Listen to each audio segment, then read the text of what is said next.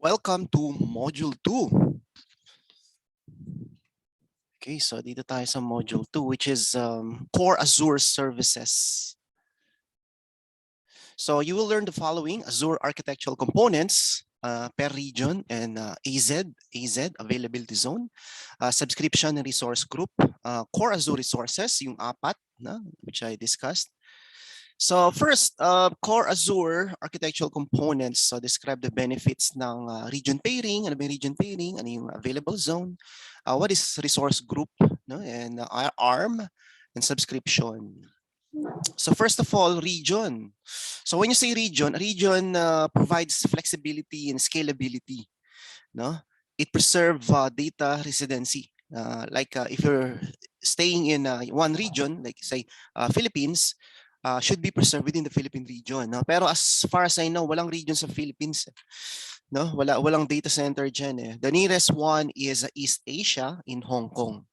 Okay, how's my audio? Klaro ba? Klaro ba audio?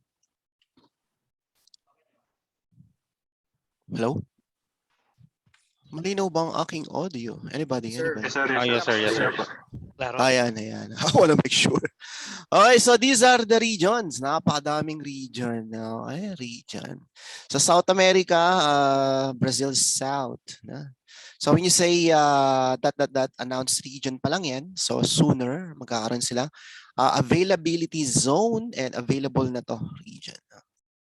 So first of all, what is region? Region, Azure's offer more global regions than any other cloud provider with 60 plus regions representing over 140 countries. So itong slide na to, 2021 pa. No? So probably dumami na lalo, more than 140. So regions are made up of one or more data centers. So pag sinabi region, hindi lang single data center. Could be 3 data center. Okay? And close proximity within I think 10 kilometers, no? Meron silang proximity value. It provides flexibility and scale to reduce customer latency. So yun nga, as I've mentioned, if you're living in the Philippines, yung data center nyo, you should not be choosing UK West. Hindi dapat UK West. Hindi dapat South Africa kasi layo, di ba? So you will create a latency, no? Na-test ko na yan eh. Naglagay ako ng data center dito, pining ko, bagal. Naglagay ako na malapit, ang bilis, no? So the nearest is always having the lowest latency or the fastest connectivity, no? Pero not really applicable. I'll give you an example. Let's say Philippines kayo, no? So sino pinakamas mabilis? Southeast Asia na Singapore or East Asia? Hong Kong, no? If you're gonna measure, siguro physically, mas malapit Hong Kong, tama? Ang Singa, di ba? 3 hours ba? Tama ba ako? Hong Kong, 1 hour. Tama ba ako? So, ibig sabihin, mas malapit Hong Kong, no? Pero not necessarily means has the lowest latency. Kasi ito, siguro, they could be using 1 gigabit, no? Samantalang to, they can use 10 gigabit or 100 gigabit. Okay? So, depende pa rin yun, eh? Not necessarily the distance. When you say region is a representation or a collection of data centers. It preserves data residency with comprehensive compliance offering. So when you say compliance offering, let's say Singapore government, no, nag-host Azure to comply with the mandated act of Singapore. Singapore data should not be exported outside the country. May mga ganun no?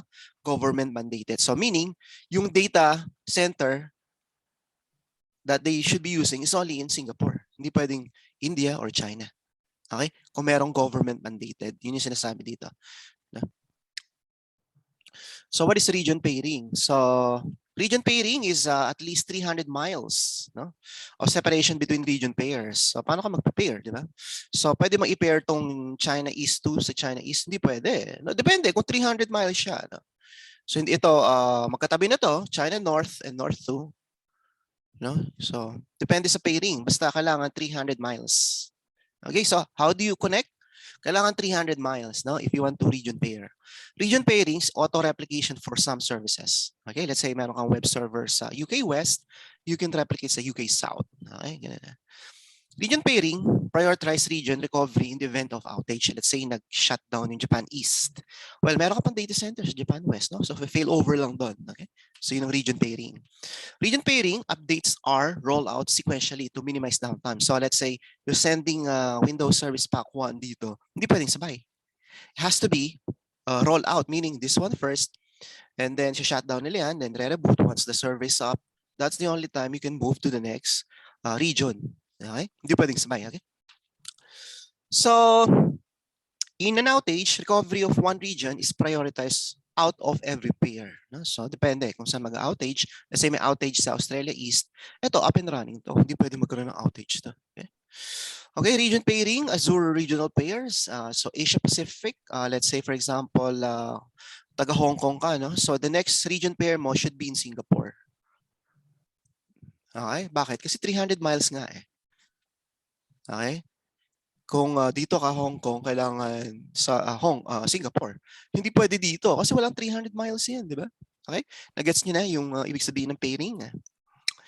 Region pairing, auto-replication for some services. Sabi ko na pala yun. So one example, from east to southeast. Okay? Ito naman, Brazil from south to central. China naman from north to east. But hindi pwedeng north to. Kasi geographically, north to and north, parang malapit lang, less than 300 miles. Diba? So ganun ang pairing. So this is the cheat sheet if you want to create a highly available server. So you should be using pairing. Next, availability options. So meron tayong tinatawag na service level agreement. When you say SLA, these are the agreement between the managed service provider and the customer. So pag if you purchase 99.9 ng Azure, so meron pa ring downtime to na 0.10000. Parang ganun, no? With premium storage. Ito naman, so via single VM, easier lift and shift, meaning the replica will be single. If one VM fails, wala na, goodbye data. Okay? Hindi naman goodbye data, pero meron yung triplicate copies ng storage. No? VM SLA, if you purchase, pag sinabi ng Azure, 99.99, no? You are buying or renting availability zones. So what is AZ? AZ is protection from entire data center failure. Let's say Makati, BGC, and Ortiga Center. Pero they should be separated by X number of miles, parang 10 miles. No? So example lang, Makati, nagkaroon ng brownout. Okay? So your data is still protected. The service will be failover to the next available data centers. Could be in BGC or in Ortiga Center. Okay, yung 99.9. Next is a multi-region disaster recovery. Ito na yung region pairing. Dito na papasok yun. No? So this is data center pairing lang ta. So region 1 to region 2, if first region experience a downtime, no, the data will be failover dito. Or if you're doing load balancing, mawawala dito. Yung customer will be routed to second region. Okay, so in short, region pairs, protection within data residency boundaries. So ang protection dito, residency boundaries. Ito naman, protection dito ng availability zone. Dito naman, protection ng single server. Okay? So availability zone. So you might be asking, what is AZ? Ano ba AZ? AZ provide protection against downtime due to data center failure. Like I mentioned, let's say, AZ1, data center 1, AZ2, data center 2, AZ3, data center 3. So within the same Azure region. Okay? Sa isang availability zone, mayroong fault domain, may tatlong fault domain. Okay? So let's say this is your virtual machine.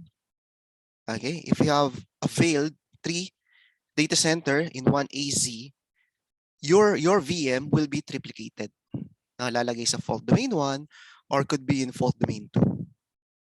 Okay, pero usual practice sa fault domain 1 lang. Okay, so availability zones, physically separated data centers within the same region. So pag sinabing AZ, magkakaibang data center yan. It could be from here, data center 1, data center 2. Okay, data center 1, data center 2, data center 1, data center 2. Okay, so malinaw ba yung AZ natin? They are separated data center with same region. So same region, different physical data center. HDC is equipped with independent cooling, power, and networking. So isang data center, let's say sabihin natin ito, data center.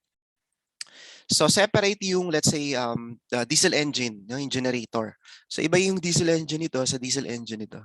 Iba din yung router nito sa router nito. Okay, totally different physical resources.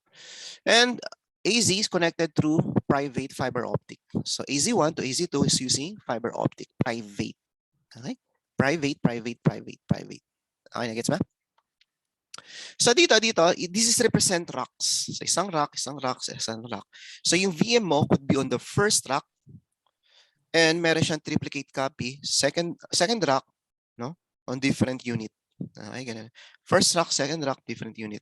Just in case this rack fails, let's say nasira yung power supply niya, you still have another VM dito. If you configure that way. And that is manual. Gagawin mo yan. Next is Azure resources. Resources are components like storage, virtual machines, app service, databases, and functions. So ano yung resources? It could be server, could be storage, na file server, could be virtual network, router, firewall, and so on. What is resource groups? Resource group is a container. No? Lalagyan siya. Lalagyan ng mga resources. Ano yung mga nilalagay doon? Resources such as VM, storage, VNet. Yeah? So resource group is a container to manage aggregate resources in a single unit. Resources can exist in only one resource group. Resources can exist in different regions. So resources can exist in a different region. Resources can be moved to different groups. Now, let's say in VM mo, VM1, gusto kong ilipat sa ibang resource group. Pwede yun, no? Applications can utilize multiple resource group. Let's say may single apps ka, can be accessed to using different resource groups. Okay, so I'll give you an example of resource group.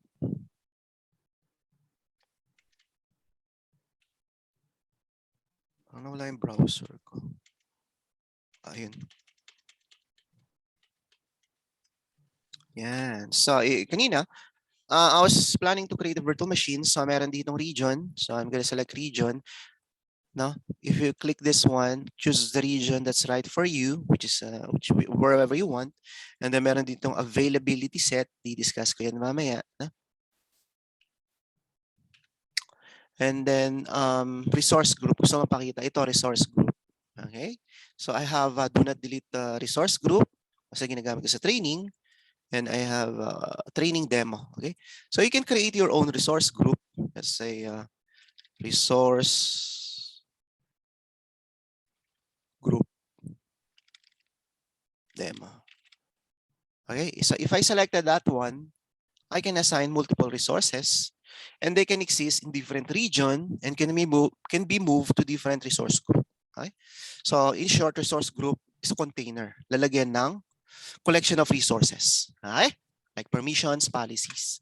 Malinaw ba ang ating resource group? Any question about resource group? Pero yung resource group po ba, kahit ilang resource group kang mag-create, okay lang po? Kahit ilan? I think may maximum yan, 255 yata. Pero you don't need a lot of resource group kasi it's difficult to manage na. Pero yung resource group po yung na na-create mo, ikaw lang ang nakakita mo sa account nyo or ako lang. Ganun po ba? Kapag so, hindi na po ba nagagamit yung resource group, automatic po ba siyang nadidelete siya or nagre-rewind? You have to delete manually. Manually pa. Thank you. Ingat kayo na. So if you create a resource group, lalabas dito yan sa napakadaming resources. Click mo yung all resources. Kita mo ang daming resource group. Hindi yan. Ito yung PC ko.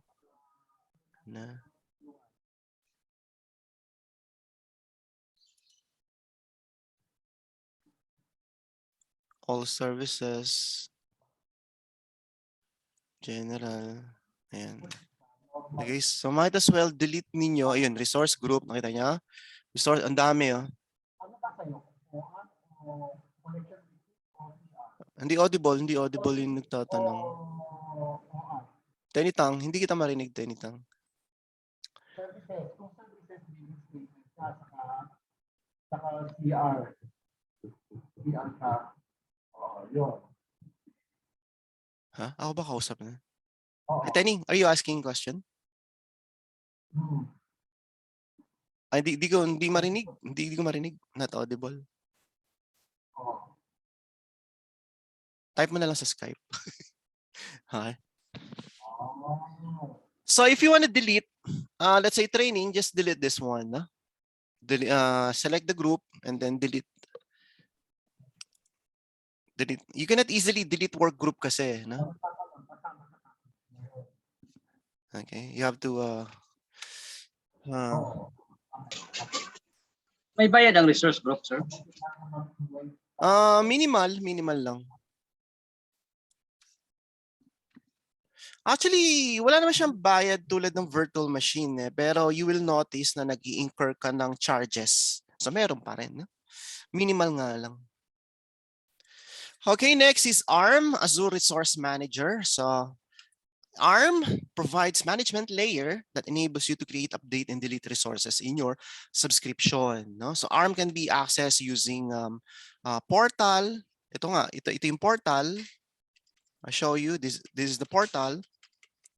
So how do you manage resources? Number one, portal. This is portal.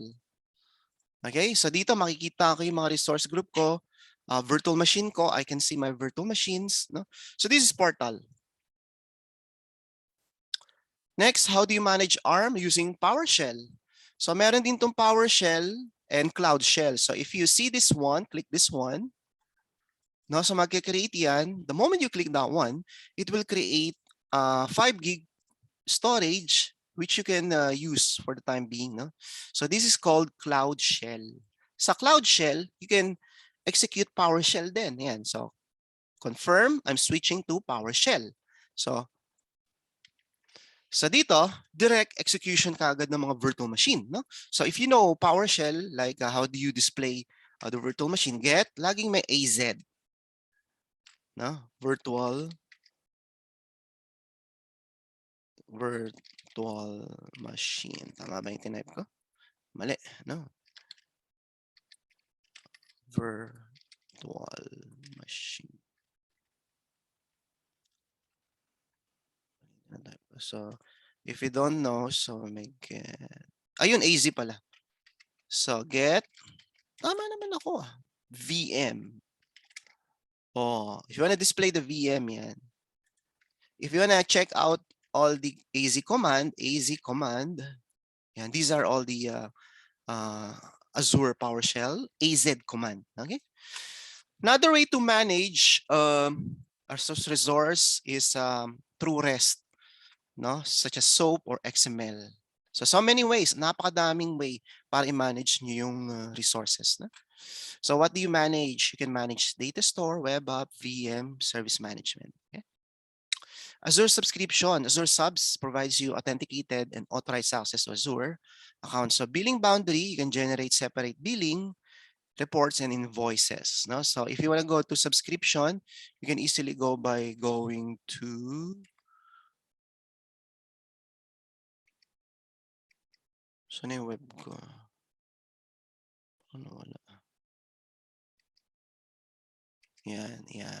So you just have to type billing. Yan, billing. Type yung billing. Cost management billing.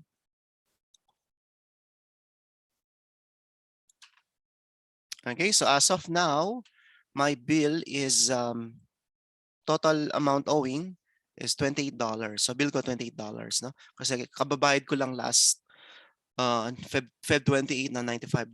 So dito makikita nyo, you can download, you can view invoice, and then you can see the last transaction na binayaran mo. Ito, pay as you go ko. March 30, due date ko. Si Judith, alam mo si Judith. Judith ko, March 30 na. Then you can check yung cost management. Ano ba yung binabayaran ko? Ayun, lalabas dito yan. Ano ba yung, bakit naging $28? Ay, hindi pala dyan. Dito sa subscription. Oh, you can do cost analysis. Okay, so ito, view the current historical cost ng resource group. Okay, check natin yung training resource group. How much na kaya yung cost ko? No? So dito sa do not delete work resource group, may bill na akong $35. Okay? So makikita nyo. So yun ang purpose ng resource group. To manage specific resources. No? Cost analysis naman.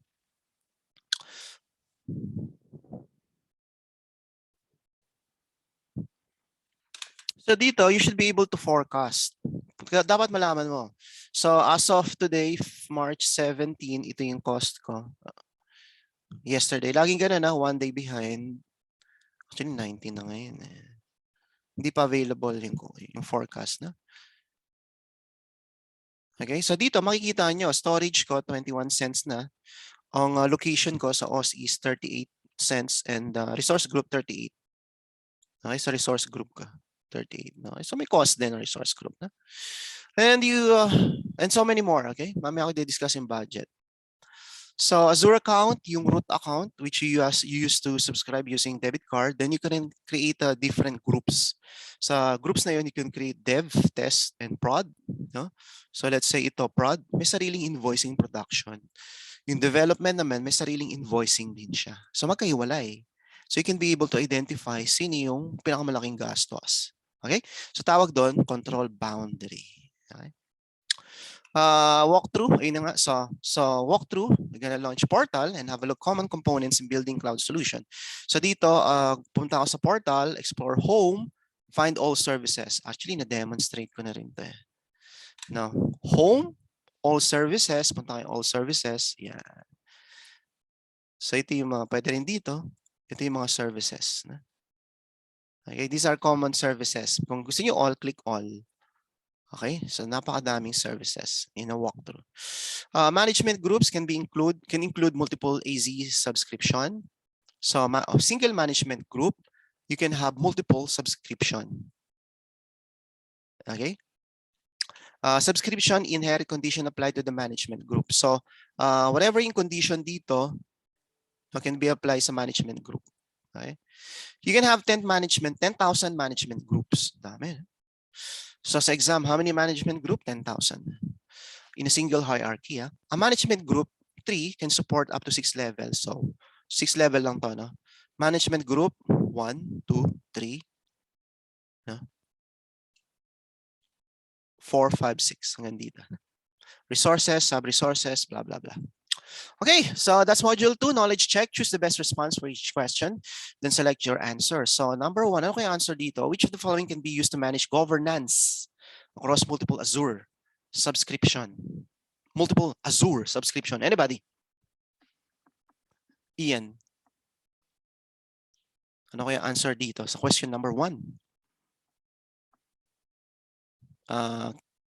Kelvin. Anybody? Lahat kayo. Ano kaya answer sa number 1? It's resource group. Which of the following can be used to manage governance? So, governance. Management groups. Tama, management groups. No? Sabing governance, governing the resources in Azure. So managing the resources in Azure. Okay. So management groups. Okay, that's good. Next one. Which of the following is a logical unit of Azure that links to Azure account? Remember yung kanina yung slide ko? Logical unit ng Azure account. Is it Azure subscription. Ayan. So pakita ko lang. Logical unit Azure services. Azure services. Logical unit in subscription. Tama, Azure subscription. Hindi naman management group. Hindi naman resource, hindi public ba? Medyo vague, di ba? Vague yan. So ito sounds right. Number 3, which of the following features does not apply to resource group? So which of the following features does not apply? I think sir, resource group can be sorry, kala ko cannot be kala ko cannot be nested. No, Ano po? actually correct ka, no? So ito yung wrong answer. Resources can be in only one resource group, hindi. It can exist in multiple group, tama, 'di ba? Okay. Role-based access can be applied to the resource group. Role-based access is like a permission, no? Can be applied to resources, no? Resource group can be nested. Pwede siyang i-nest, na. Hindi pwede i-apply ito. You cannot nest. Tama ka, tama. Hindi siya nesting, tama. Resource group. Ito, management group.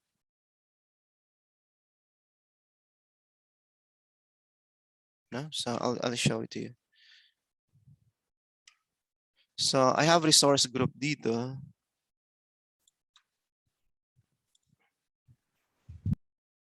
Saan yung services?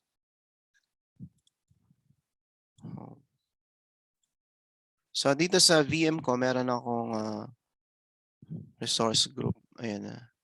Do not delete resource group. Ayan na. You can move. Ayun, no? Diba? Pero hindi ka pwede mag-nest. Okay? Hindi ka, you cannot create another nested group na. Okay, next one. Ano pa ba? Which of the following statement is a valid statement about Azure subscription? Anybody? Anybody? Ano daw yung following statement is valid statement? Ano yung valid dito? Anybody? An Azure subscription sa logical unit. Tama, mas valid yan. Kasi yung first question, first answer, vague. You know? Using Azure doesn't require subscription. First of all, you need the subscription, diba? So that's the correct answer. Azure subscription is a logical unit. Okay? And if you want to check, the answers are here. Sa next slide. Okay, provided na yan. Provided na, ewan ko lang.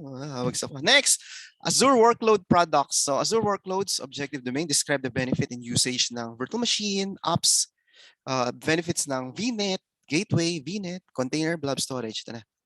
So Azure Compute. Azure Compute is an on-demand computing service that provides computer source such as disk, processor, memory, networking, and operating system. No?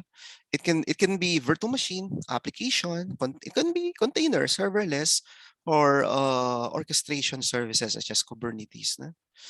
So VM, alam niyo na yung VM, software emulation, which includes CPU, memory, storage, and networking, di ba? Virtual machine. IS offering service that provides total control and customization. So anong part nito? Part of infrastructure as a service. So how do you create a virtual machine? So I'm going to make a demonstration on how to create a virtual machine. First, I'm going to create a VM. I'm going to connect the VM to the network, and I'm going to install web server role and test it. Okay. So magkikreate na ako ng first demonstration ko. So how to create a virtual machine? I've sent you the documents. Na-send ko na yung documents. Ha? So ganito lang. So click create, Azure virtual machine. And then choose your subscription. I'm not using free. I'm paying na, pay as you go. And then if you created the resource group, just select the resource group. And then virtual machine name, sabihin natin, Nexus Server 1. And then location, where do you want to put your virtual machine? Sabihin natin, East US. Availability option, if you select availability as I've discussed, no, you can have zone 1, 2, and 3. Okay, saan mo gusto ilagay? Okay. If you select virtual machine scale set, you can have a scale set of, let's say the first VM is on the first AZ. Second VM is on another scale set. Okay. Pero may topic tayo dyan. So papatayin ko muna. No? Security type, standard. Standard has a basic level of encryption. Okay.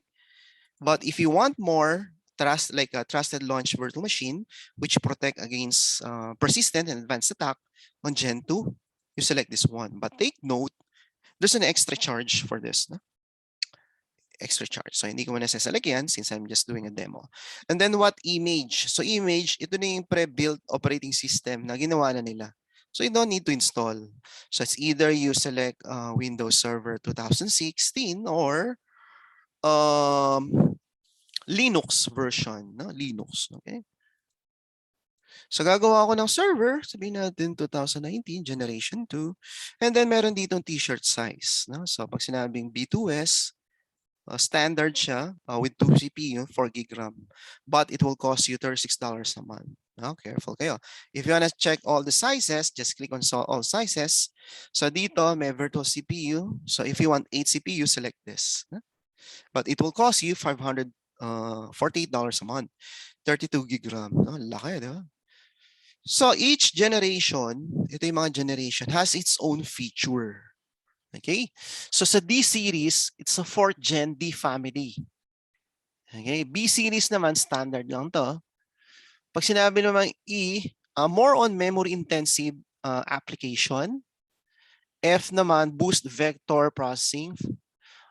Which means more on videos, no? Kaya if you select that one, it's more like a compute optimized, more on CPU, GPU. L series naman has a highest throughput, low latency, ibig sabihin mabilis na access, directly mapped to NVMe. So they're using M.2 storage na, no? Remember, M.2 as of today, you can have 64 gigabit transfer compared to SATA. SATA is 3 gigabit transfer lang yon. Try to imagine if you avail this. Napakabilis na hard drive yan. No? Pero mabilis din ang pagbayad mo. Mabilis din maubos pera mo. Kasi $700 yan. Okay? N-series designed for compute intensive, graphic intensive, in virtualization. So if you want to install VMware, might as well select this one. No? Either this or this. Okay? And more on GPU intensive. So kung gusto mo nang mag-mining and ayaw mo bumili ng card, no, outsource ka na lang sa cloud. B series third gen, okay? V2 second gen, and so on. Napakadami. Lalabas sa exam yan, ha? Ano yung F? No? Ano yung L? Storage intensive. Storage high performance intensive, okay? Saan yung GPU intensive? N. Ano yung standard? B. Yung mga ganun, no? So ako, sinala ko B2S, 2 CPU, 4 GB RAM. IOPS niya, ito yung combination of free drive ng 4 na disk. Grabe, ang dami naman, 4 na disk. And then meron siyang temp storage na 8 GB na you cannot use it kasi it will be removed. So don't dump data dito. Di-delete niya yan. Ingat kayo. Ingat kayo. Okay, so back tayo dun sa ating ginagawang VM.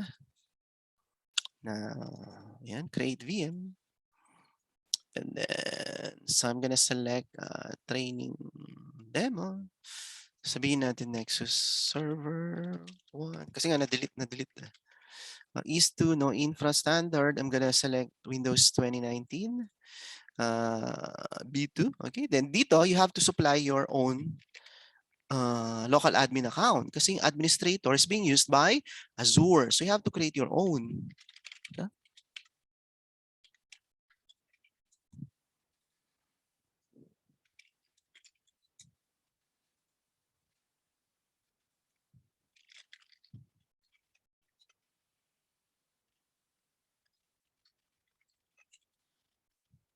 Hindi mag-match password.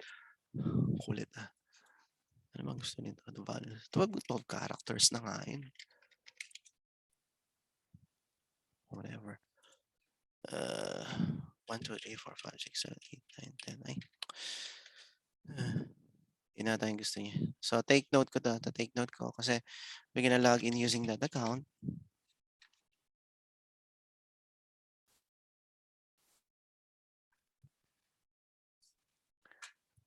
So sabihin ko Nexus admin 1, 2, 3. Alright.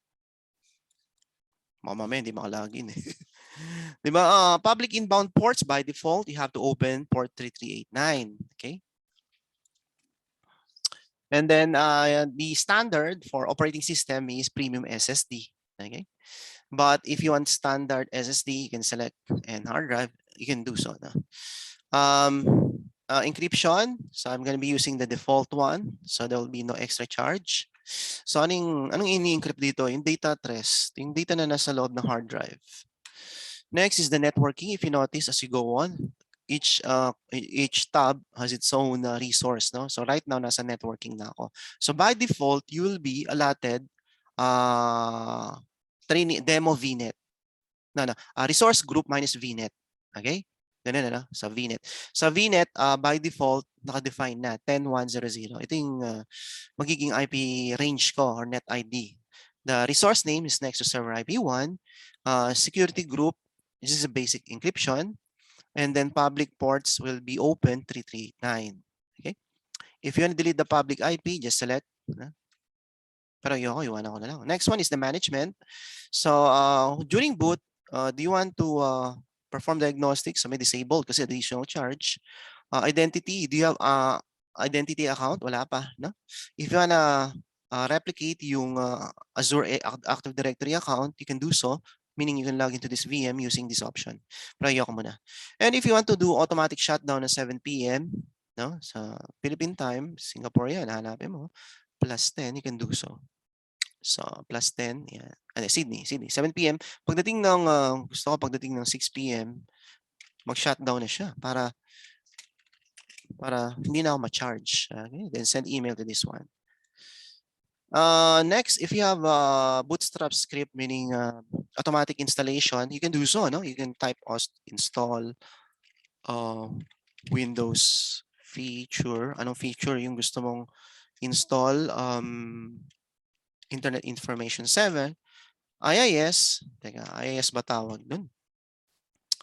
May tawag sila you can get AZ Windows feature. Feature. Hindi niya kilala. No, minsan hindi niya kilala eh. Merong spelling. Feature. Okay, hindi niya kilala yan. Sometimes hindi kilala yung mga commands na. So, pero normally, if you want to install, let's say, DNS, yan. Include sub-feature, wag na. Yan na lang, DNS. So, let's say, gusto ko install DNS, and then gusto ko install lang Wins, yan. So, install yan. And then, what else? If you pass a script, dito pala, sorry. User data, pass a script, config, and other data that will be accessible to your apps throughout the lifetime of virtual machines. Ito naman, if you want to pass a script to the VM, so ito yung option na yan. Next, tags, let's say server name, Nexus server 1. It's just a label. Was review. Oops, may problem. So validation failed. The information is missing. So if you go back sa basic, ito nga no? So tayo tangkapin. Nexus admin 1, 2, 3. Yan. Okay. Copy ko nga yan. Ayaw niya tanggapin username, password ko. Kaya naglagay na ako ng 1, 2, 3. Ayun, hinabahan ko. Wala pala ako nilagay na number. So there should be a combination of number, character, lowercase, and number. Oops, password do not match. Match na yan. Yun. So na-validate siya. Okay, so I think it will succeed. So validation, running final validation, and then the cost will be 0.0496 cents per hour. So charging ito will be hours. So that's why gusto ko i-shutdown ng 6 p.m. Create na. So it will it will do a script, no? It will initialize deployment. So ito yung first stage. So submitting the template to resource group. So meron siyang built-in template na. Kakopy lang niya yun. And then sasubmit sa resource group ko. Okay, hindi siya talaga mag-i-install. If you attended our Windows 2019 training, meron siyang mod parent disk, which is just being copied. Yun lang ginagawa niya. Okay, deployment is in progress. If you want to automate the whole thing, you can download the script. So ito yung script niya. So if you want to run this script, dinidiscuss ko to sa admin. AZ104, Azure admin. Okay. So I think most of them are in JSON format. Okay, so just open using standard notepad. Okay. So notepad ko. Send to notepad. So meron na akong notepad dito. Open ko na lang. So ito yung notepad ko. Yan. Open. Don't save.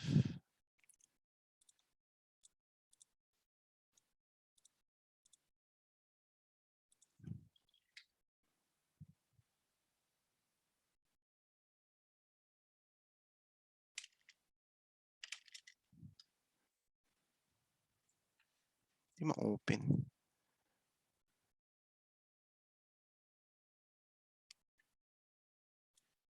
Double click na nga lang. Yun.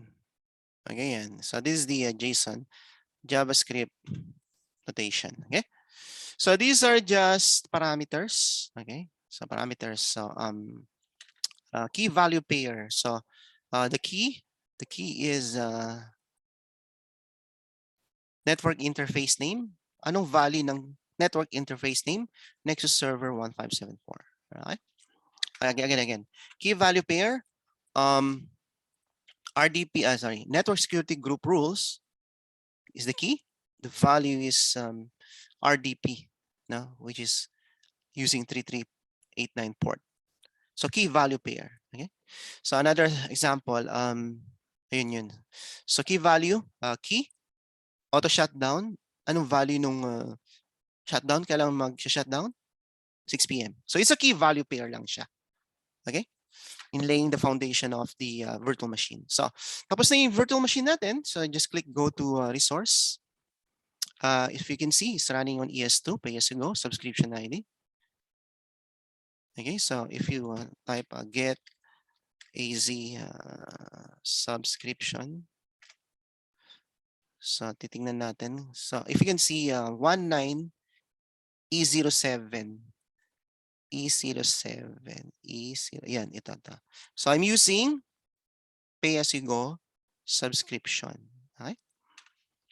So yan, subscription ko. And then we have a public IP, which is automatically assigned, and private IP. Okay.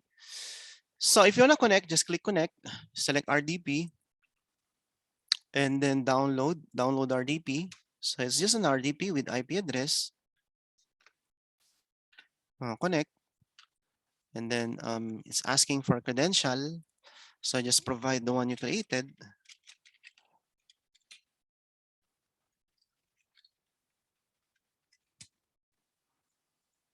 And you should be connected. Okay.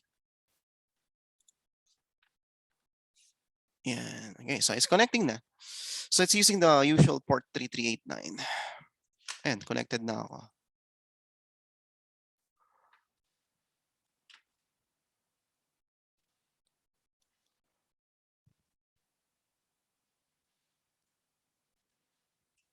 Okay, successful. Tapos, any question?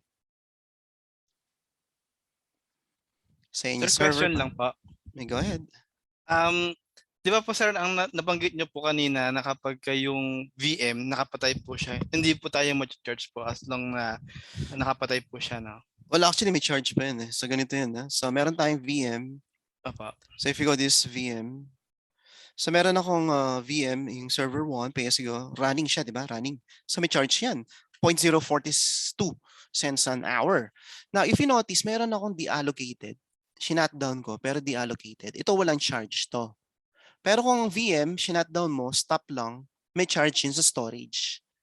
Okay? Pag na-deallocate, wala nang charge sa storage kasi it's been moved to another storage. But you will still be charged a certain amount. So as long as you have resources, may charge pa rin yan. So that's why best practice, dealloc mo. So paano mag-dealloc?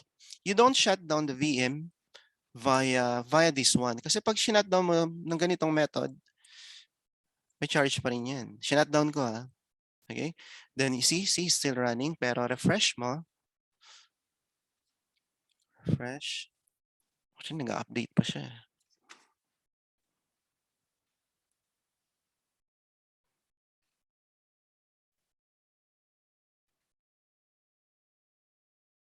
Running pa. Nag-update kasi.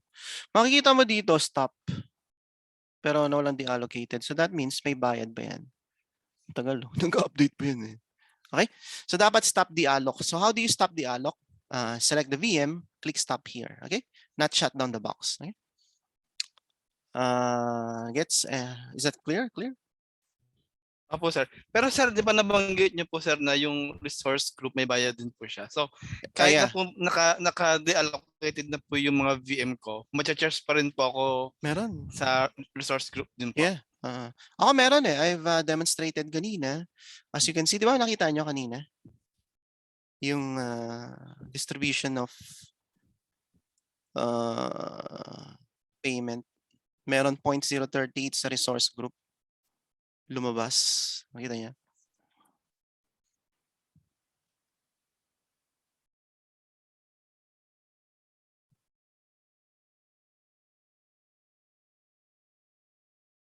Meron siya, resource group, 0.38 something. Huh? Ito naman, pinatay ko na yung VM ko pero may charge pa rin akong 21. May charge pa rin yan, so ingat kayo. No? Okay, so that's successful. So next one is the app service. So what is app service? App service is a fully managed platform to build, deploy, and scale web apps. and API. So it's a serverless, ready to use function or service. No, so you just dump your .NET program. Kung meron kayong Java, kung website nyo is created in Python, so just copy and paste the code, then it will run. This is part of platform as a service, PaaS offering with enterprise-grade performance. So you'll be given a platform na you can host your applications. So how to create an app? So it's very easy. I've sent you the documents. So create a web app using Docker image, then test the web apps. Okay. So I've given you documents. So meron na kayong documents how to create a web apps. So hands-on lab. So meron kayo ditong hands-on lab. Web app ba yun? Web app. Nabigay ko na, na-download nyo na ba? Yan. It's very easy. So how do you create a web app? So step by step, as in talagang step by step, papakita sa inyo. No? Kung gusto nyo i-hands-on lab. It's very simple. No? So wag ngayon, wag nyo i-hands-on lab ngayon. Siguro after the class, baka maubusan ka ng oras. Okay? So paano yung hands-on lab yan? So log into Azure portal. Then go to web app. Web app. Kita niyo yan? Teka, hindi yan. Tama, application service pala. App services, okay? Ayan, so I'm gonna select training demo. So it will go to the same resource group. Sabihin ko web app 1. Let's say web server 1. Pwede ba yan? Available? Yeah, hindi pwede. 2. Hindi, nakuha na. Nexus-web server. Hindi, web app. Application na kasi. Nexus web app 1. So pag kinapim yan, ganito yung tsura yan. Okay, so mamaya accessible yan after we created the web app. So yan. So as of now, wala. Dead. Okay? Wala pa tayong web app. So I'm gonna create a new web app. So dito, yun. So as I mentioned, Azure Web App is a collection of 4 services. No, you can create web apps, you can create mobile apps, it can be application program interface or logic apps. So dito, most commonly used is a web application. No, so web application. So mag-add ako ng web application na develop in .NET. Okay, so .NET. So .NET is Windows. So mili kayo dito, anong gusto nyo? .NET, pili akong .NET 5, okay? So if you notice, nag-select Windows. If the application is in PHP, Linux yung interpreter niya. Okay? And .NET ako. So Windows yan, automatic. No? Windows, okay? And then region, Central US, I just accepted the default. And then, ano pa? Region, operating system, blah, blah, blah. School is by default. Next. Deployment settings, continuous, no? Just single deployment, kaya disable ko. Enable application insight, yes. No value, yan. So ito yung magiging web app ko. So create the first web app, $73 a month. Pero okay na yun. Hindi ka na you don't need to provision a server. No?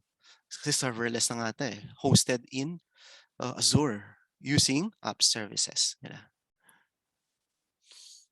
Okay, deployment is in progress. Antayin natin.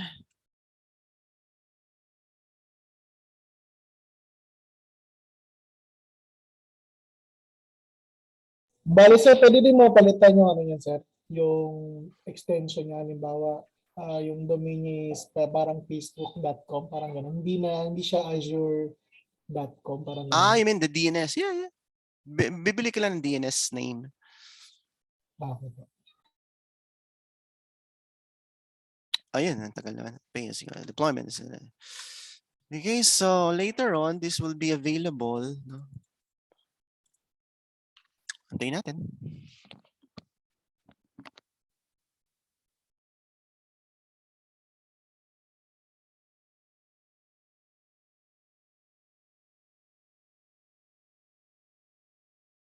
Okay, may nagchat-chat sa Zoom. Now, take note, the moment I close Zoom, mawawala lahat ng conversation. So that's why we have Skype. Na? So all questions should be pasted sa Skype para may reference kayo. Ang tagal naman to. Ayan, tapos na. So, Nexus Web App 1. Ayan, ayan. So, Nexus Web App 1. So, ito yung ating web app.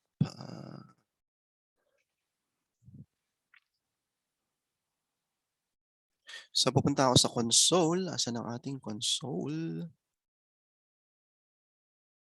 Kita niyo yung console? This is the Windows console. Kung Linux to, you can be able to SSH sa Linux right away. Okay? So, as you know, ang Windows is using c:/home site www root. No? So, nandito yung mga index HTML. So, this is where you dump all the program. Okay? So, gagawa ko ng simple index HTML. Copy con. So, meaning gagawa ako, copy console. Hindi niya kaya. Hindi niya kaya. Ano ba laman nito?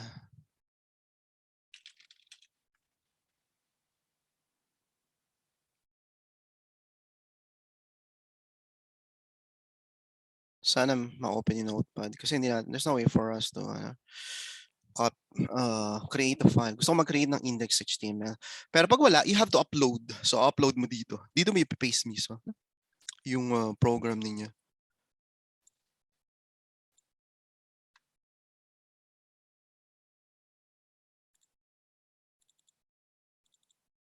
Kung meron ka ng index HTML, ay, na-paste ba? Gusto ko i-upload eh. Tagal, ayaw mag-respond. Okay, so let's say meron na siyang HTML. So how do you test? Just go to the website. Ayan o. Oh, di ba? Up and running na. Your web app is running. Waiting for your content. So hindi ko lang ma-upload yung content ko. But if you're able to upload your content, ito yung magiging web server. Okay? So I was able to provision a web service using app without creating a server. Okay? Application kagad. Ayan, working na siya. So how do you dump the file? So ang dami, merong tool, upload mo to, win SCP ka, save mo doon, and then you can pretty much do everything like you can monitor the web app.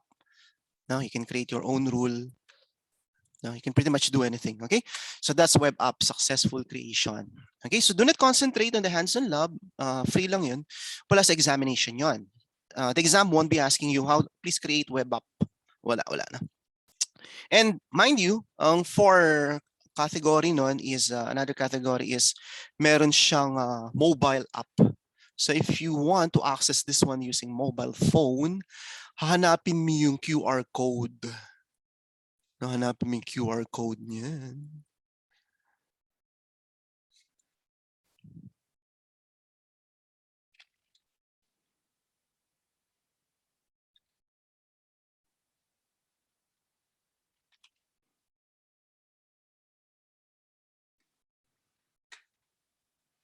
Ayun no, kita niyo na. Share to mobile. O yan, click niyo na. Kita mo? Sige, just scan the QR code and your apps is up and running straight away. Scan your QR code. Tingnan niyo, makikita niyo yung website na. Kita niya? Na-test niya? So meaning, when you develop an application, your application is available using a computer, iPad, and mobile. So ganito lalabas. Ganyan lalabas sa inyo. No? Okay. Next is the Azure Container Services. So Azure containers are lightweight, virtualized environment that does not require operating system. Hindi niya kailangan ng operating system and can respond to changes on demand. So there are two kinds of containers, container instance and Kubernetes.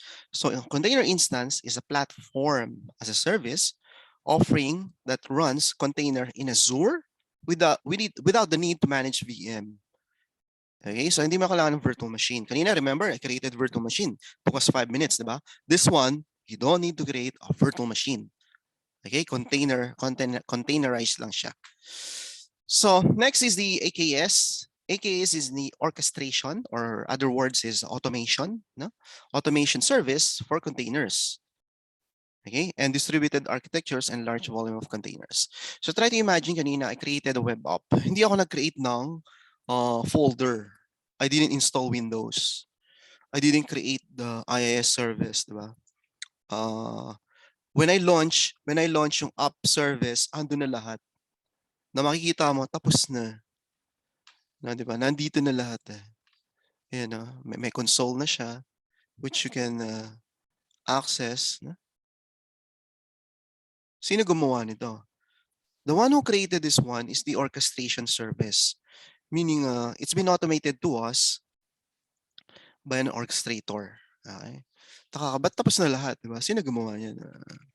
This one is sitting under container. So may OS. No? Ay, ito.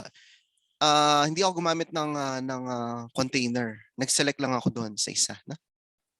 So what's the difference between container and the virtual machine? Yun ang big question, diba? Saan ba talaga yung container? I'll give you a good example. Ito, format natin. Remember in virtual machine, you have to allocate kanina 120 GB space, right? And then 4 CPU. Then ilang CPU ba yan? 2 CPU, 4 GB RAM, diba? Diba ganyan? Plus OS license. Remember may OS, may Windows, no? If you're gonna purchase Windows, probably it'll cost you 1,000, no? Or if you're renting, siguro cost you 0.0 something, diba? Ganun. So magkano yan?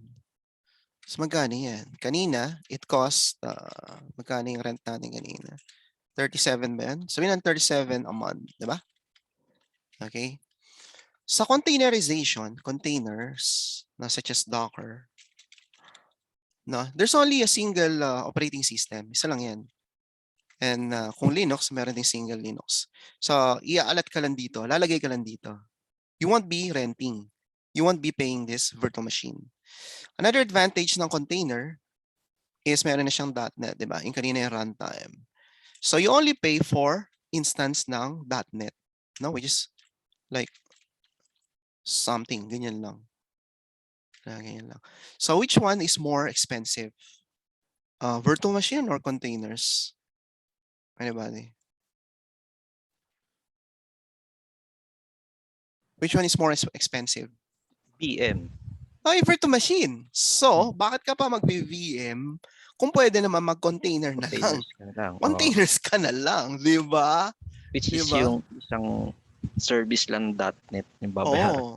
Kasi ang purpose ng server mo, i-host yung web app mo, di ba? Web application, di ba? Kung mag-web app ka na lang, di ba?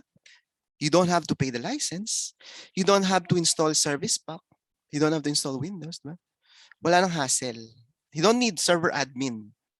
Okay? Sa container, containerization software is Docker. Ngayon, you need to install OS pa rin. Pero sa isang OS na yon, napakadaming function na ilalagay. Mga functions lang. Okay? Yun lang i-avail mo, yung functions niya. Okay? So may isang OS. Ito, if you have more web server, you need another virtual machine. Tama? Kasi magkakaiba yun eh. Iba yung content ng isa, iba yung content ng isa. No? So kung dalawa yung web server mo, times 2 ang cost. Dito, kung dalawa server mo, avail the next function. Which is the same amount din eh. Diba? Per access lang, ganun. Okay? So nag-guess nyo na yung difference ng containers sa Dockers. Okay? Walk through, deploy Azure container. Ngayon, for you to understand, I'm going to deploy Azure container instance. Okay? So Azure, using the Azure portal, so I'm going to go portal, I'm going to create and configure deploy Docker container. So ano yung Docker? It's a container. Okay? Deploy ko yung Docker sa Azure container. The container will deploy hello HTML package. So a simple website. So in high level, I will create a container and then deploy container and test kagad. Ganun, no? So may hands-on lab kayo dito if you want to perform. No? Saan ba yun?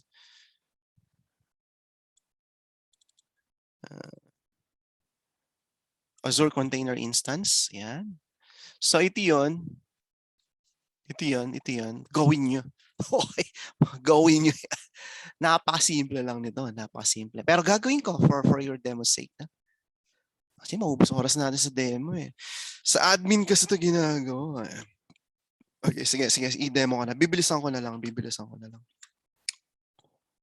So, so step 1 in creating Azure Container Instance. Log into the portal. Look for container instance. Okay. Sa dito, all services. Type mo, sa sobrang dami, hindi mo makikita yan. Container instance. Okay, instance dapat. Iyan, not apps. Container instance. Okay, then create a container instance. Ganun lang, kasimple. Create container instance. And then select the resource group, Nexus training demo. Okay. And then the name. Anong bang ini-name ko dito? Subscription, container, the basic, teka parang Azure Container Instance 1, pwede ba yan? Okay. Pwede. ACI 2. Hosted in 2, and then no availability zone.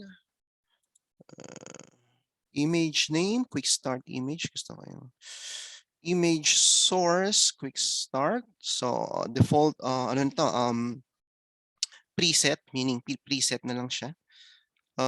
Image,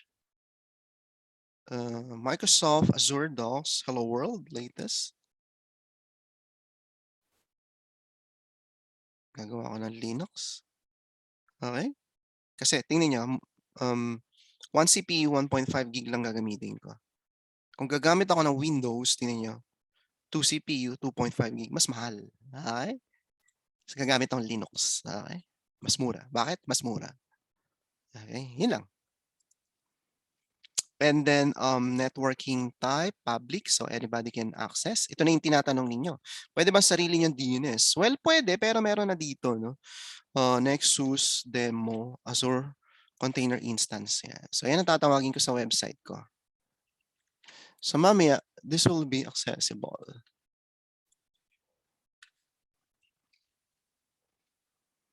Kaya hindi ko na-copy.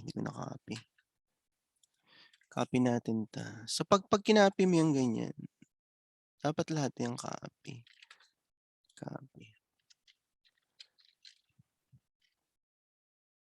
Hindi na-copy. Usually ka-copy yun eh. Mamaya na nga. Sige. So, this will be our website, no? East US, blah, blah, blah. Next. Review and create. Review and create na kagad.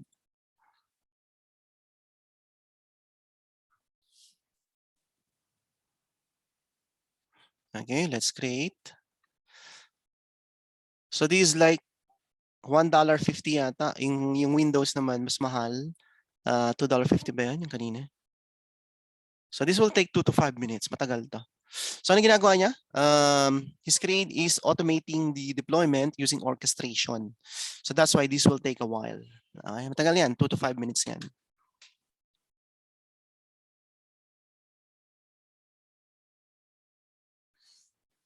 So, anong URL nito? Ayan, hindi pa tapos. ACI. Tingnan natin.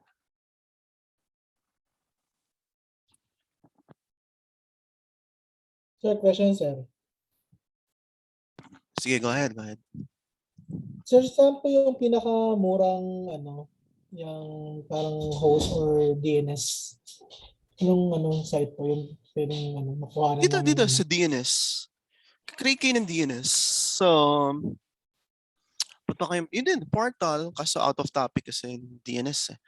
Wala sa topic natin. Kung gusto mo buli ang sariling DNS, portal.azure.com, bili ka ng sarili mong DNS. Ba't ganun?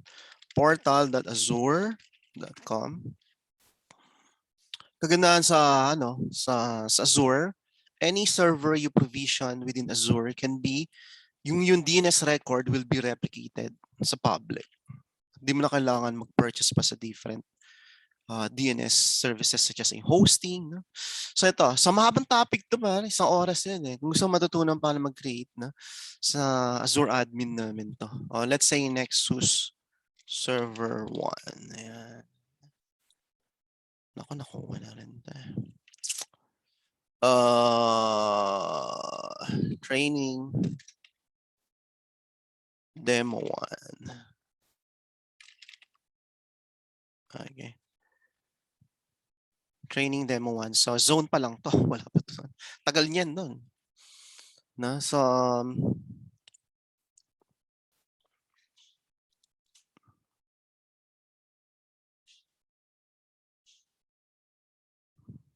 when you submit, naku, may bayad to eh.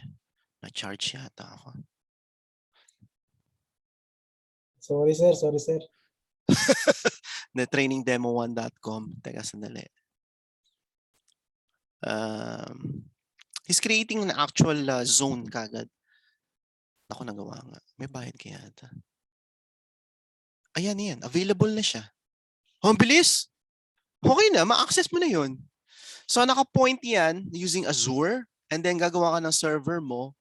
Then ito yung mga DNS mo kagad. So it will replicate to all DNS record. No?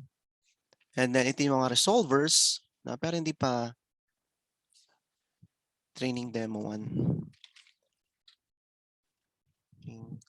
Demo1.com. Nagawa kaya yun? Hindi pa nagawa. Marami pang settings na sa mahabang topic yan ba. Pero diyan gumagawa no. Diyan lang. Okay, balik tayo. Tapos na tayo sa containers. Is used to. So this is my ACI. Ayan, this is how you access the container. Yeah. Demo ACI 1. Tingnan natin kung ma-access na yung container natin.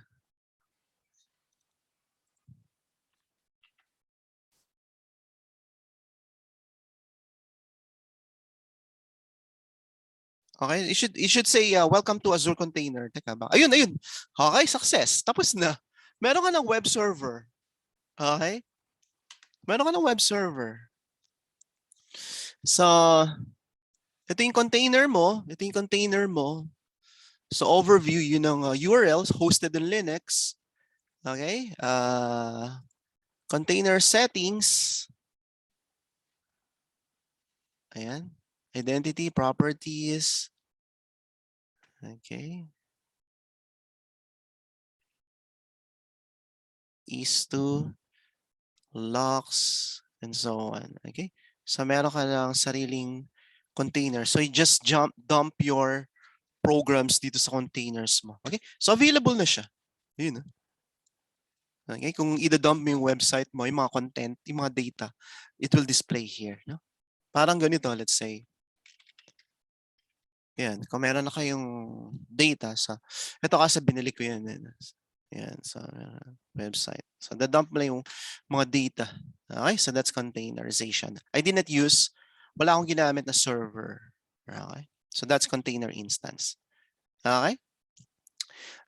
Next, what is Azure Virtual Desktop? Azure Virtual Desktop is a desktop and app virtualization that runs in the cloud.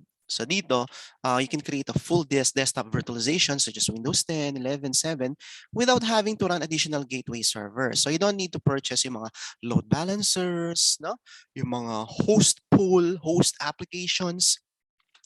Dito, you can also create and publish unlimited host pools. Pools, let's say, marketing master image. So nandi yung mga SAP program, no? Tapos doon naman sa IT host pool, nandi yung mga SSH, nandi yung mga management tool, no? So you can create different hosts to accommodate different workloads. And using Azure Virtual Desktop, you will reduce costs with pooled multi-session resources. So ito parang Citrix send up and send desktop na your employee can work from home and access the desktop right away. Azure networking, meron tayong VNet which enables Azure resources to communicate with each other. Let's say server 1 to server 2 connected using VNet, they can be able to ping each other. No? Pwede rin external VNet from different availability zone to different AZ. Na? Meron ka namang VPN. VPN is used to send encrypted traffic. No? Encrypted dahil kaya nga private. No? So may some sort of encryption applied sa internet. No? Kasi internet is public. Okay? So encrypted traffic between VNet and your on-prem, meaning inside your data center. So you can connect your on-prem data center to the cloud using VPN. Okay? So paano ko mo-connect on-prem to the cloud? VPN. Okay? Meron din express route. I've discussed this one a while ago, which you can create a hookup link to Microsoft data center. No? Physical link, yung copper wire or fiber. Kasi yung Microsoft is hosted next to your data center. So that means dapat hanapin mo yung point of presence ng Microsoft. Saan sila nakalagay? Saan yung data center nila? Tatabi mo lang doon. Okay? Walkthrough, create a virtual machine. Nakapag-create na ako ng isang virtual machine. Dito, create 2 virtual machine, 2 VM naman, then test the connection. Ngayon, nagawa ko na to. Ito na nga yun. So, meron akong 2 virtual machine. Saan yan? Kasi kung ngayon ko lang gagawin to, mauubos ang oras natin. Ubos ang oras natin. So meron na akong 2 virtual machines. So if you notice, yung kanina, di ba, in-stop ko, I shut down using the machine. So lumabas stop. So that will incur charge. Compared to the other 2, di-alloc. No? Paano naging di-alloc? I hit stop. Okay? So ito yung 2 virtual machine ko, created previously. Start ko. Okay? I'm gonna demonstrate to you na it's using VNet. Na create a VNet, then 2 virtual machine are connected using single VNet. Then magpiping ako, test ko yung connection. No? Let's say from server 1 to server 2, reachable ba using single VNet. Okay, so if you examine the VNet networking, tingnan mo, makikita nyo dito, ang private IP is 10.0.0.4. Okay? Yung my PC2 naman 10.0.0.5, no? Single subnet. Okay, using a single VNet. Okay? So they're sitting on the same switch. So ko-connect ako sa PC1. So ito yung PC1.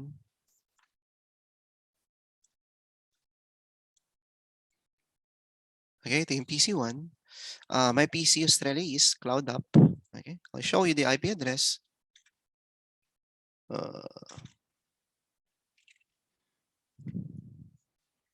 Ano yung IP ko?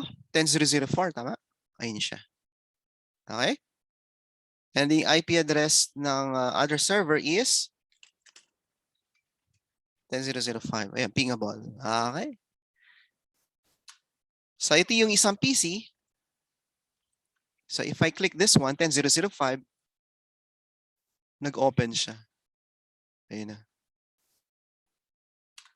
No, kasi yan yung example ng isang VNet. They're sitting on the same network ID, which is 10.0.0. Okay, so that's why I was able to ping 10.0.0.5. Okay? So success. So I was able to ping from PC1 to PC2. Okay, next one is Azure Storage Services. Storage. So meron tayong blob is optimized for storing massive amounts of unstructured data. So when you say unstructured, yung mga videos, pictures, and so on, installers. No? Meron din the storage which provide this for virtual machine. So each virtual machine, meron silang sariling storage, which is ito yung virtual machine ko, meron siyang disk and disk, no? It's using premium SSD, okay, local, redundant, sorry, locally available, meaning not replicated to any other storage. Okay, so meron siyang disk, networking, network interface name is my PC2941. Size of the disk is 120. You can switch to different flavor. Okay. And meron ding Azure Files. Azure Files sets up highly available network file share. So I think this is what I'm saying na you can either permit or deny users kasi meron siyang NTFS, no? And can map sa server niyo. Kasi meron kayong drive D, you can map this one as drive E. Okay? Pwede siya i-access using SMB protocol. Okay? So ano difference ng tatlo? Ito unstructured. Walang security. Now you cannot assign group or users. Anybody can access. Right? This naman, this storage is exclusive for virtual machine lang. Hindi mo pwedeng lagyan ng iba pa. Azure Files, ito yung parang NTFS partition mo. Okay? Next, storage access tiers. So merong hot, optimized for storing data that is accessed frequently. So meaning frequent access. Okay, frequent access to. In and out, no? Within 24/7. Ang cool naman, optimized for storing data that is infrequent. No, na hindi mo access within 30 days. Like backups. Okay, may mga backups kayo, di ba? Hindi nyo naman ina-access yun eh. Ini-store nyo lang, di ba? So, pag ina-access nyo less than 30 days, there's additional charge. So, tawag doon, cool. And meron naman archive. Optimized for storing data that is rarely accessed. Hindi mo ina-access na more than 80 days. Ito yung mga documents ng mga lawyer na ina-access nila after a few years pa, di ba? So, we have 3 access tier, hot, yung frequent access, infrequent. Okay. Walk through, create a blob storage. So we're going to create a storage account with a blob storage container, work with blob. I'm going to create a storage account and then open blob and monitor the storage account. Okay, haba nitong topic na no. So how do you create a blob? Just go to all services. Tapos storage yun, di ba? So hanapin nyo storage, pero kung kabisado nyo naman, type nyo lang blob. Storage accounts pala. Okay? So create a storage account. So resource group, I'm gonna select the training demo para mamaya pag nag-delete ako, isang deletion na lang. Storage 1. Pwede ba yan? Storage 1 already exists. Training storage. The field contains lowercase numbers. Letters lang. Training storage. Nexus training storage. Yun, pwede. Okay, pwede.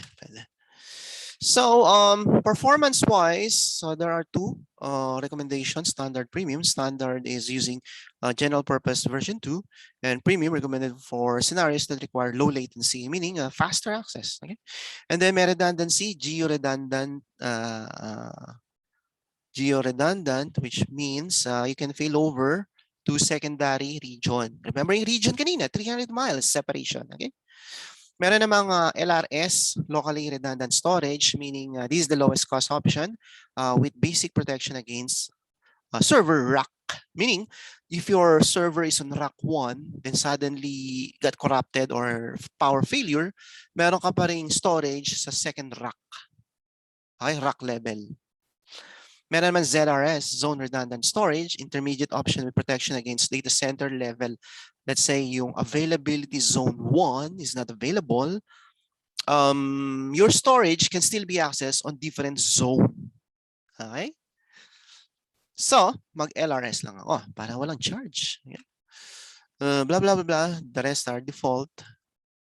Enable soft delete, days to retain deleted, blah, let's say nag-delete kayo, it will be salvaged after 7 days, no? Meaning tatanggalin niya, no? Okay, let's create. Running file validation pass. So if you want to create a storage, meron din akong step-by-step niyan. Ayun, no? Hands-on lab number 5. It's very clear kung paano gawin yan. Okay? That's one best thing about Nexus. meron kaming step by step, no? So pwede niyo gawin 'to after ng ating discussion kasi matagal gawin 'yan eh. Okay, pwede niyang gawin. Kompleto, gumagana 'yan, gumagana. Maganda gawin niyo. Okay, so hindi ko na i-demo kasi meron ng demo. You can perform the demo on your own. And remember, the exam is just fundamental, no hands-on. Okay.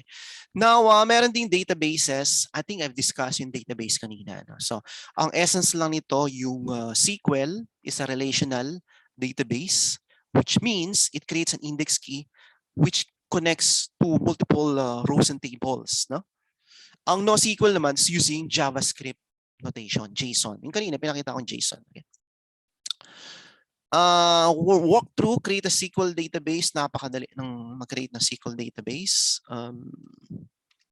So if you want to create database,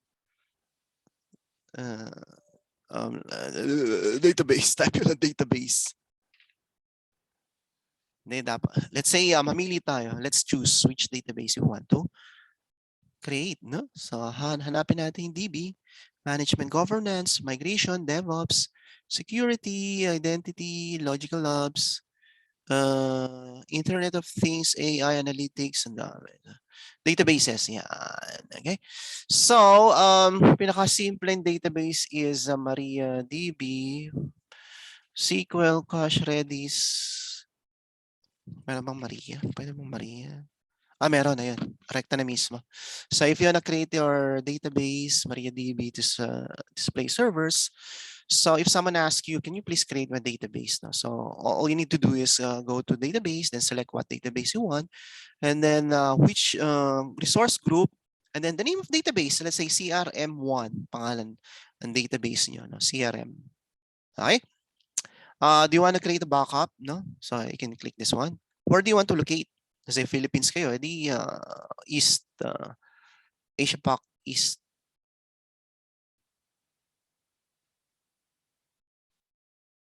Teka, asan yan? Asia Pac East. So this is what I'm saying. Yung not all resources are available sa region. I'm not seeing Asia Pac East. Ay, ayun, East Asia. This is Hong Kong. Meron. Sorry. Okay, what version of MariaDB? I'm going to select the latest one. And then I'm allocating 4 cores and 100 gig storage. Napakaliit. Pwede mag-extend. No? Admin username. Gawa na lang kayo. Gusto niya.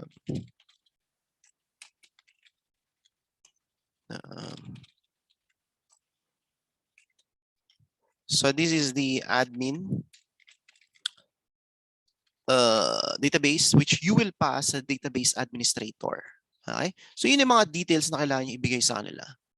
So I'm gonna create, so $400 by Microsoft. Ang mahal naman ito. Kailangan delete nyo kagad to if you accidentally created this one. So that will create a database. Later on, I'm gonna show you how to delete. Kasi mag-i-incur ng charge yan. Maubos yung credit card niya. Matagal yung gawin. So iwanan ko na yan.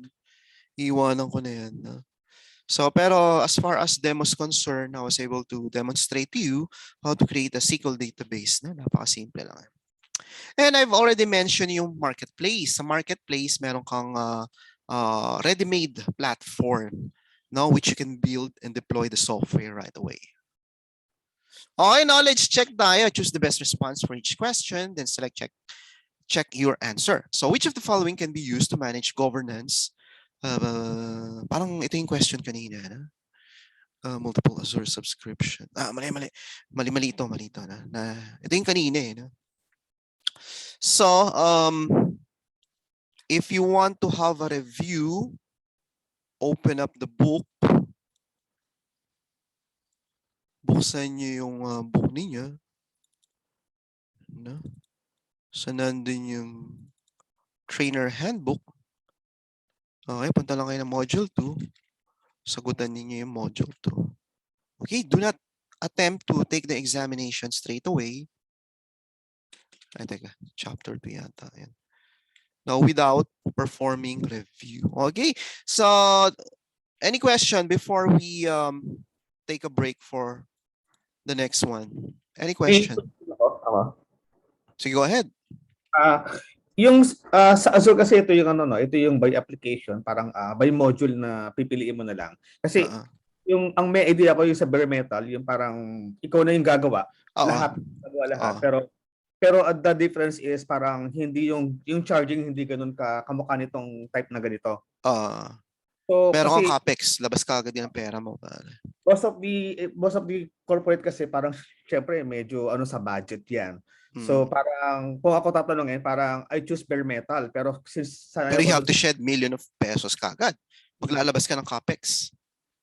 So, pero mas matipid siya compared sa ganito. Pero syempre, yung parang mas kung tutusin, mas ano to mas practical ito kasi less ka dun sa worry mo Wala kang capital, wala kang ilalabas na pera. Let's say you have an application such as let's say a Netflix version 2, di ba? Hindi ka bibili ng napakadaming infrastructure, pero you can compete with Netflix kasi you can have a global presence.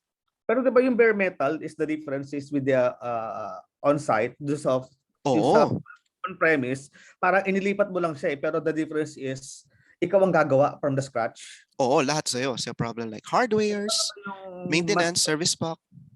Pero ano yung best practices? Yung parang sasabihin natin na mas matipid sa dalawa. Yung bare metal type o yung... Well, depende kasi yung bare metal type, yun nga, let's say you shed out $10 million. Tapos ang application mo lang is inventory system. Parang hindi practical, di ba? Nilabas ka pa Tapos hindi naman binili ng customer. Tapos ikaw pa yung mag-manage. So magdadala ka pa ng computer. So forever and ever na sa yung hardware. One good thing about the hardware is sa iyo na yun, no? Sa iyo na yun, forever and ever, na pwede mong gamitin sa iba pang customer. Pwede may share. Pero kung application mo is like Netflix, how can you have global presence? Di ang bagal ng video hosting mo. So, bali siguro ko na naisip kasi parang ang pagkakaintindi ko sa bare metal, wala kang physical Bare metal is physical. Bare metal, the metal as in physical siya. Physical din siya. So Physical akala ko kasi parang nasa cloud din siya. The difference is wala kang choices doon kundi you mean you want to purchase to rent bare metal? Pwede. So yung bare metal na yun, naka-rack. Hosted sa Azure. Azure. Pero yun, from zero yun, wala kang choices. Walang operating system. You have to install your own from the scratch. Operating system, yes. Mura ba to compared dun sa ganito? Well, mahal yun. Kasi if you're gonna go bare metal dito, may cost agad din So, actually, hindi nga available dito sa machine Ayan, so, bare metal instance. So, kung gusto mo mag bare metal, hindi nga available sa akin wala Hindi available Special yan, magre-request ka sa pre-sales nila. Wala akong option wala Pero sa iyan. I mean, but you're still renting pa rin. Pero sa cost, is it wise ba or... Well, it depends kasi marami ka pang kailangan aside from server. You also need applications such as SQL. Kailangan pa rin SQL license. And you will be needing application.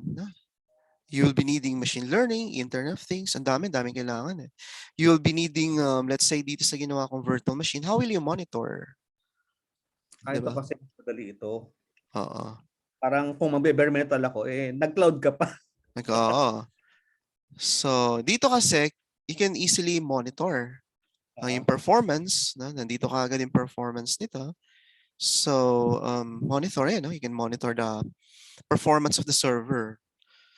Sa bare metal, you need to install yung how will you have a performance monitoring, di ba? So, bibili ka na ng director, mga ganung software. Ang daming bibilin. Oh my God. Okay. Thank you. Okay, welcome sir. So, we're gonna pause for a while and then tingnan ko kung kailan matatapos yung recording, no? Then I'll let you know, okay? Sir, question, pahabol lang. Go ahead. Sir, let's say